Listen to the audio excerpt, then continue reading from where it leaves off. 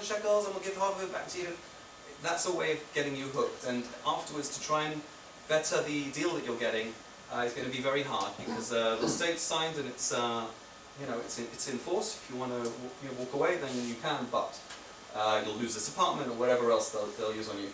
The biggest aspect, and I've produced actually a set of tips at the back, so if anybody afterwards wants to take them, this is if you want to rent, if you want to buy new from builder, or if you're looking to buy an existing home.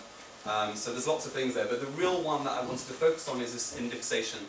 In Israel, when you buy from a kablan or yazam, the price that you've been quoted or that you see advertised doesn't stay the same. It's linked to the cost of building.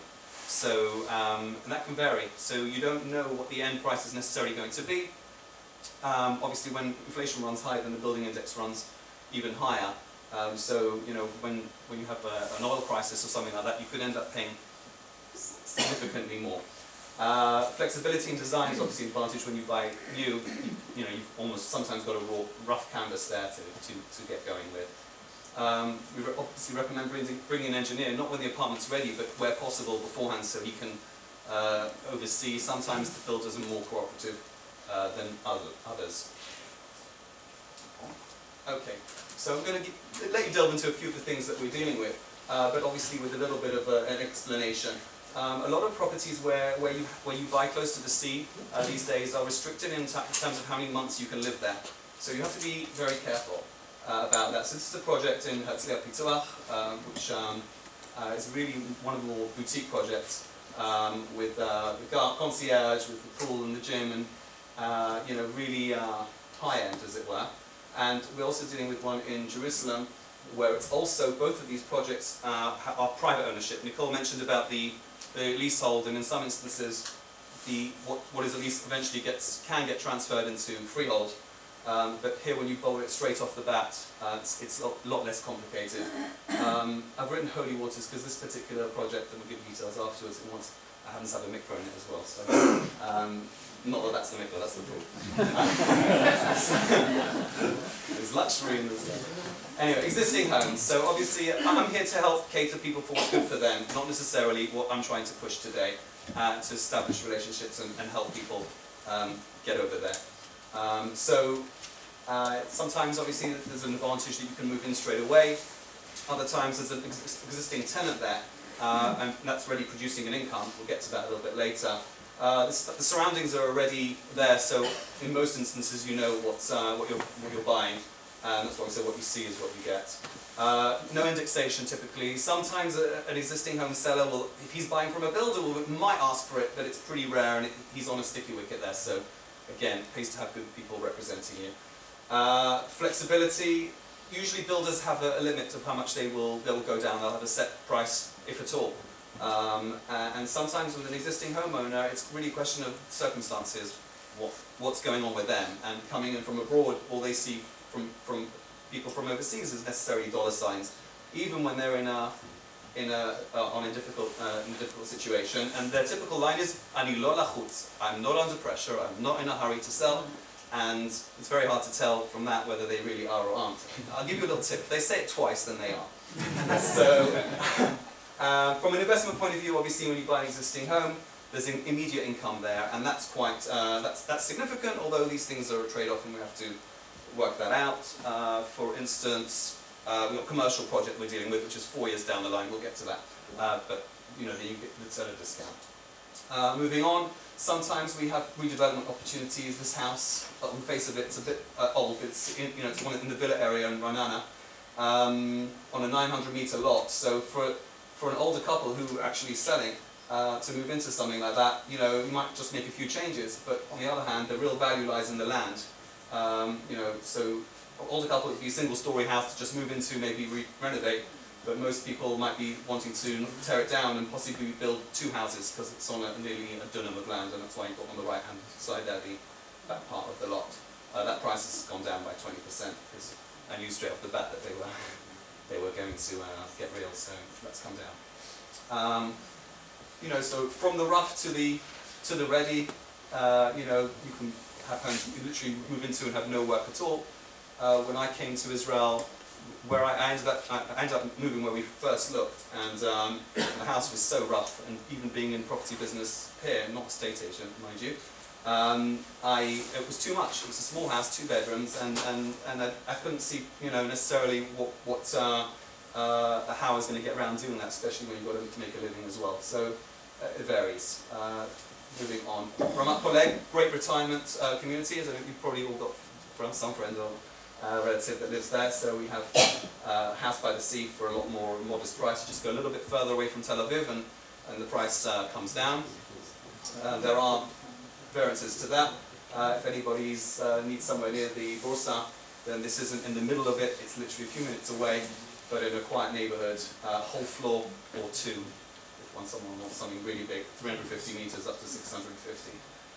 Nicole talks about historical buildings. I should say I've been working with Nicole for 14 years, so we work very closely together. And as this is her passion, I decided to enlist some projects there as well.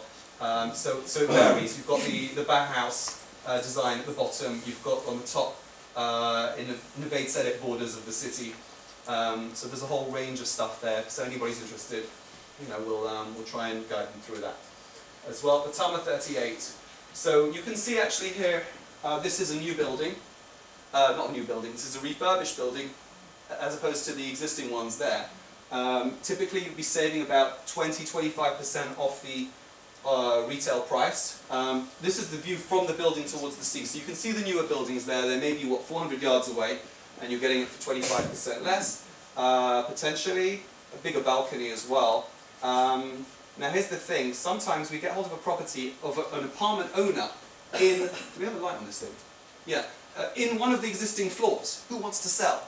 So you can either buy from the builder those floors, the brand new floors, you know, at 80% of market value, or you might get these ones, if you catch it early enough, at 40% less. So that's just a little eye-opener there in terms of looking out for things. I just came across one in Ra'anana where there was a builder doing the project, and we came across an apartment the guy needed to sell now. So there's an opportunity there as well. Sometimes there are foreclosures as well, but that's a whole different ball game we'll talk about in person. So I talked about commercials, a whole new business district going up in Tel Aviv, midtown if you like, and you're talking 40% discount, off the retail value. The retail value, the amount you pay today for office space, probably in the region of 15,000 shekels, and here this is going for just under 9. High ceilings, wall to ceiling windows, so you've got something really lavish, and there's a whole about 1,000 residential units going in behind that as well. So that's something interesting.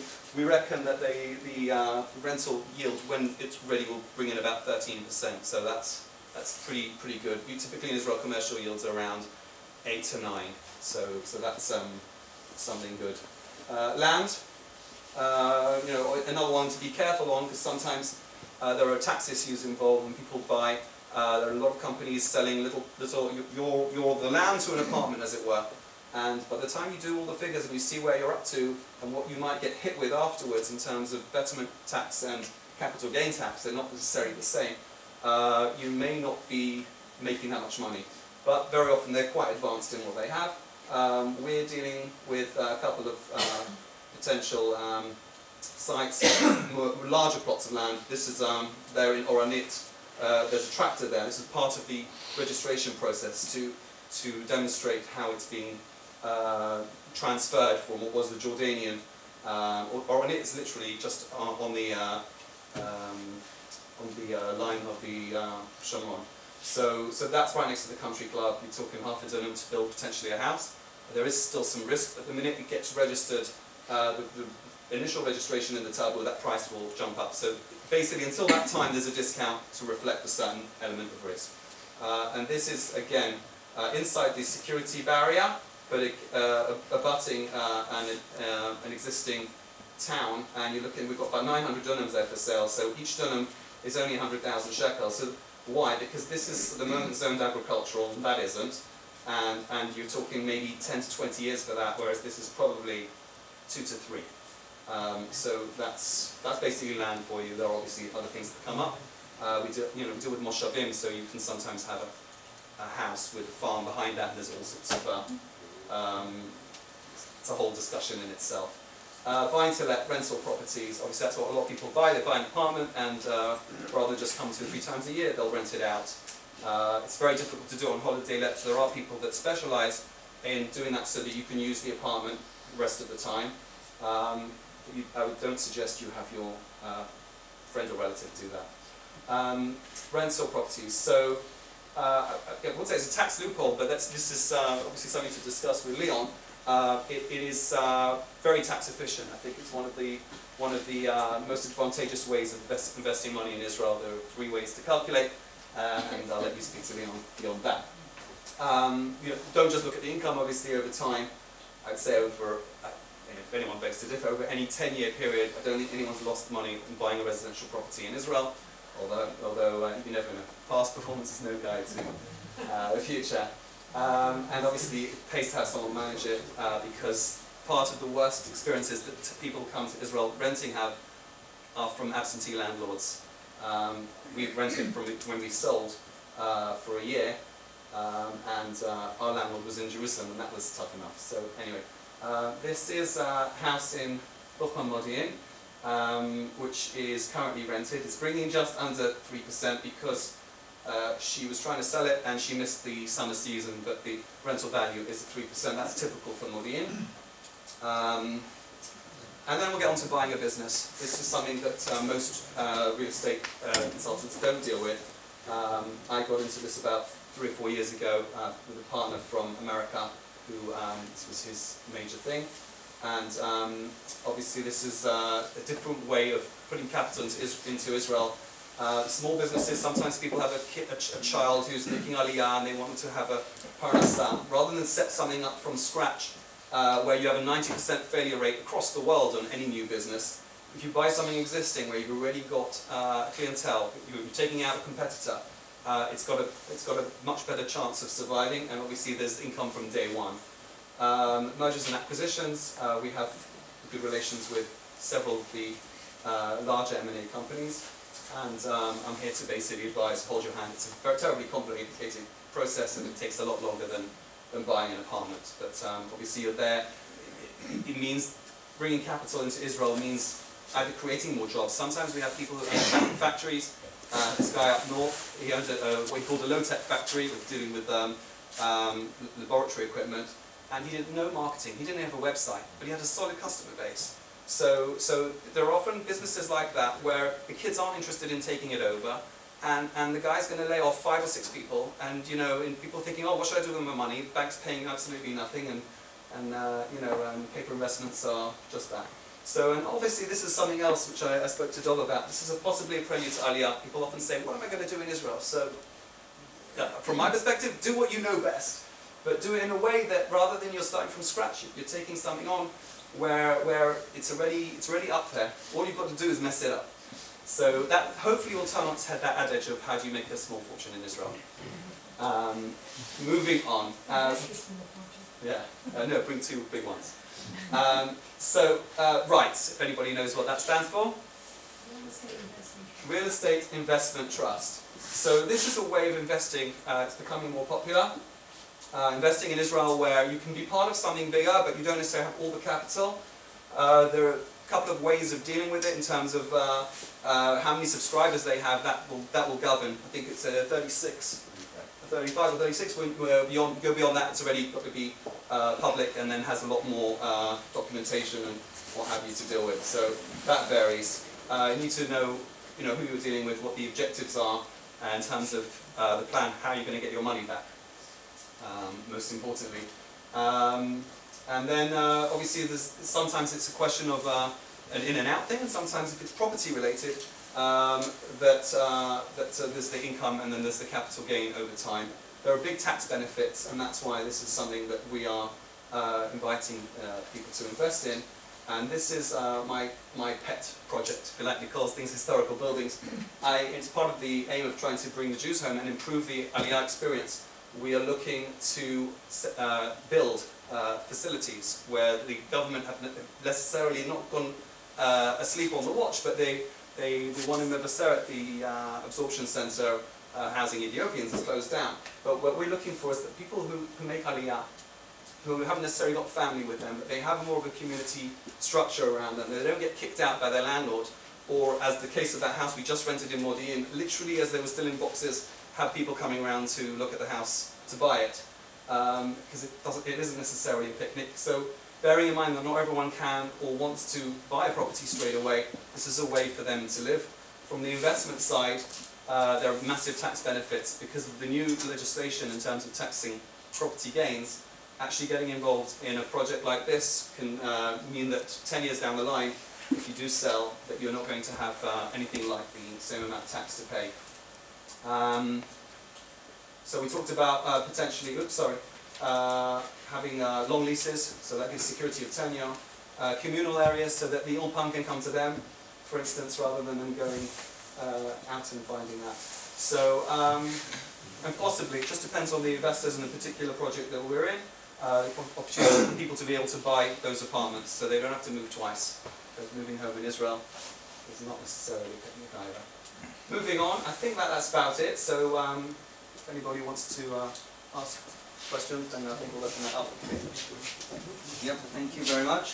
Thank you to all four of our speakers. As promised, we now will open the floor up to questions. I'm sure you've been holding those thoughts, and now is your time to ask. You can address. Well, shall we have all the four presenters at the top here, and then you can address yours to either Neil, Ilan, Nicole, or Anna. Questions? I think my question is directed to Neil. My name is David Goodman. I am an Israeli. I'm born here, live in Israel, came here. As a Toshav Kozer, a returning citizen, particularly the 10-year history, are the tax implications very different than what you've explained here for Olim? The short answer is no. Okay. I mentioned earlier that people who do make Aliyah to Israel, they move to Israel for the first time to live, they get a 10-year tax holiday on non-Israeli income. The same also applies to returning residents, that's what this gentleman was asking about, provided they were living outside of Israel for 10 years. So the deal is you live outside of Israel for 10 years, then you come back to Israel, and then you get a 10-year tax holiday. So we're looking at 20 years. It's interesting, you're the second person in 2 days to ask that question. It's not well enough publicised, Bob. We need to publicise some more. Don't deal with return citizens. You don't. You don't. Okay, does that answer the question? Thanks. So we've heard the advantages of having an Israeli will for property. Can you have both a foreign will for foreign assets and an Israeli will for Israeli assets? Definitely. You can have your British will that takes care of all your British assets, and you can have an Israeli will, separate will, which deals with your assets in Israel. And if anything happens to the testator, the person making the will, that will is submitted to the Israeli authorities and runs that course. If, as I pointed out, you had one will which dealt with your worldwide assets, that's what a British will would do with your worldwide assets, it's a much longer, slower procedure to ever get those assets out to lawyers. In fact, recently we had a client from Canada. He had a 19-page will in French, which had to be submitted to the Rasham Chavarot in Tel Aviv, Rasham Yerushot in Tel Aviv. I think it took, the time we had translated it from this to that, by the time this whole thing got settled, was a year and a half, from start to finish. But does your British will have to refer to the fact that it was separate will? Doesn't matter? No, it does not refer. Another advantage. Yes, we can assist you with it, yes. The Israeli will for Israeli assets and the British assets, if that was. No, British assets you'll deal with here in England with your British solicitor. No, if they're not British. Okay, if you're Israeli citizens. But if you're a British citizen? Living here, You've got assets in Britain? You've got assets in Britain? yes, of course.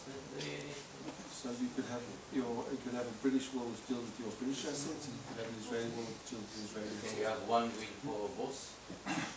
You can, but I wouldn't recommend that at all. Our recommendation to all our clients, we have many clients who have many assets, not only in England and in Israel, but in Switzerland, in England and in Israel. The golden rule of thumb here is that you should have a will in every jurisdiction where you have the assets. That way the asset flows to the heirs much quicker. Because as soon as you submit a foreign will to a different jurisdiction, they have to start seeing which substantive law applies. Does Israeli law apply in this case? Does British law apply in this case? Then you have to submit legal opinions, and then you have to make a determination. So that's why. And same for the trust, you said about trust. Trust is a different story. Trust, you set up a trust, okay? You need to put into the trust your assets. Those Yeah. assets, British and Israeli, yes, both. yes, yes. Another advantage of having separate wills is that a lot of times abroad, when the people have Israeli assets, whoever draws up the will doesn't realize the difference in the law in Israel. So for example, I've had situations where people from the States left all their assets to a trust, and that particular type of trust isn't a legal entity. And if it's not a legal entity, you can't register it in the Israeli land registry, and then it causes a whole slew of problems. So what Alan was talking about was just, the technical problems of probating a foreign will in Israel, but there's also the legal problems of getting whatever real estate there is in Israel registered under the will, and if it's left to an entity that's not a legal entity, it's a big problem. That's why, if you guys remember the golden rule, where you have assets, have a will. Have a will where you have the assets. Gentlemen over there. Can I ask three questions to Nicole? First is on the capital gains tax, is the 10-year exemption apply to that? No. No, that's not what I thought. Number two is on the Tahana 38, the betterment levy, does that apply to Tahana 38? Excuse me, the betterment tax? Betterment tax. There is betterment tax, but it's all paid by the construction It's company. part of the developer. The people in the build, who own an apartment in the building don't pay anything. They pay no taxes at all. They don't even pay their own capital gains or purchase tax or whatever. So that's the idea. So if you happen to buy an apartment in such a building before they started the construction, before they brought in the construction company, you could realize that your apartment is already worth 40% more. Okay? And my third question is, for Tahana 38, what type, if the objectors within the block, do you know what the percentages are? Okay, so first of all, it used to be that you needed to have 100% of everybody in the building, so they changed the law. And now you need 75%. 75%. Right, and also, even if Does it people go, sorry, does it object. go on size or numbers? No, 75% of the apartment owners. However small or big the apartment. Yeah, it doesn't matter. And also, people who object for no good reasons can get sued by the other people in the building. That's another thing. Because so it's happened. It happens regularly. No, because all these projects are being held up. There's going to be an earthquake, guys, soon. No one knows when, but they predict it will be soon. And they're fighting around because some person in the building, for no reason at all, is objecting. Is there a delay on the proceeding of doing the Tahana Excuse me? 38? Is there a delay to get it, once one's got an agreement, does it take years to come through? Or? It doesn't take years to come through because it depends on the city. Some municipalities are really pushing it, especially municipalities that don't have a lot of, have a lot of new land to be built on, like